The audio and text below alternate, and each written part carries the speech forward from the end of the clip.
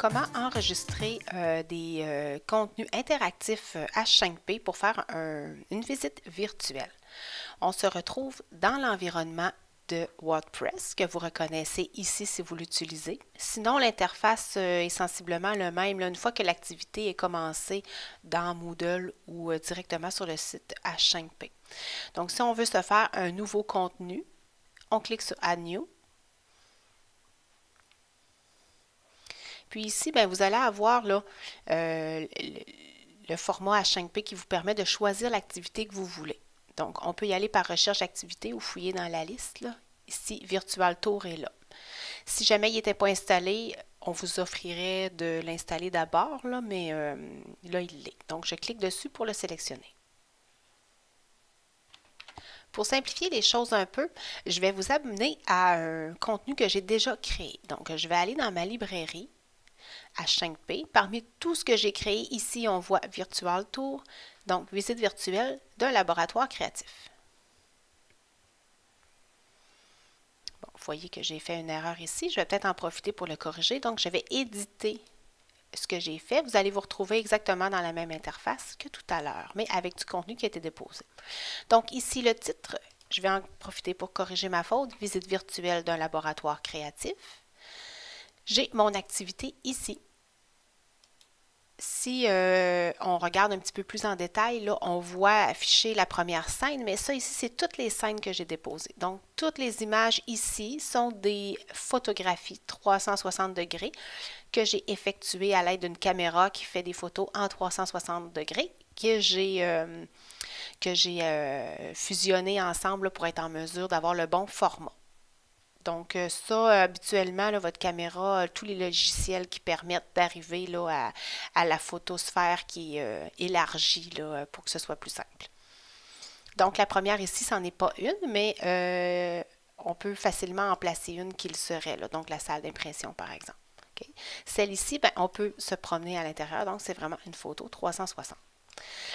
Qu'est-ce que nous permet de faire H5P? Bien, ici, vous avez le bouton Set Starting Position. Ça, c'est pour vous dire quand la personne arrive sur cette scène-là, quel est le point de vue. Donc, si je le mets comme ça, bien, les gens, quand ils vont arriver sur cette scène-là, vont arriver ici.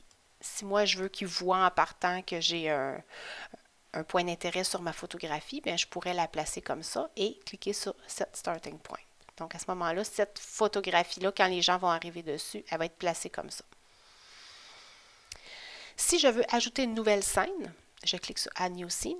Et puis là, ici, vous avez des choix. Donc, vous pouvez mettre une image statique ou vous pouvez mettre votre image 360. Vous mettez un titre pour la scène. Donc, ici, je vais mettre scène ajoutée. Si je veux ajouter une image, je clique ici. Je vais chercher mes photographies.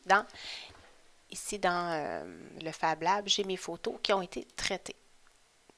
Donc, par exemple, je pourrais prendre l'espace couture, ouvrir ma photo. Bon, ici, je pourrais aller ajouter des informations. Donc, j'ai terminé. On voit ici ma nouvelle scène qui s'intitule « Scène ajoutée ». Donc, je peux choisir de mettre un point d'intérêt qui pointe vers une autre scène. Donc, ici, je peux choisir vers quelle scène ça pointe. Et puis, je peux le déplacer là, si jamais je trouve. Puis, je peux même tasser la photo là, pour aller mettre ça à un autre endroit. Je peux aussi ajouter du texte. Ici, ajout de texte. Donc, quand la personne va cliquer là, on va voir ajout de texte apparaître. Je pourrais aussi mettre une image. Je pourrais aller ajouter mon image. Je ne le ferai pas. Et puis ici, on peut aussi ajouter une bande audio qu'on aura préenregistrée, une vidéo aussi que l'utilisateur pourrait faire afficher à certains endroits, un résumé, différents points, et on peut même mettre des choix de réponse là, pour poser des questions à différentes personnes. Ici, en haut, on peut voir là, View, donc on va aller regarder de quoi a l'air notre présentation. C'est sûr que moi, j'avais mis aucune scène qui pointait vers la scène que je viens d'ajouter, là. Mais en gros, ça devrait ressembler à ça, là. Toutes les photos, on peut se tasser, elles sont cliquables comme ça. Ici, on voit qu'il y a quelque chose d'ajouté. C'est une vidéo. Donc, la vidéo qui correspond à mon imprimante 3D qu'on a ici. Une vidéo qui avait été tournée, les gens peuvent la visualiser. Donc, on met ce qu'on veut un petit peu dans l'environnement. Et puis, comme ça, ben, notre tour virtuel en 360 degrés est complété. J'espère que ce tutoriel vous aura été utile.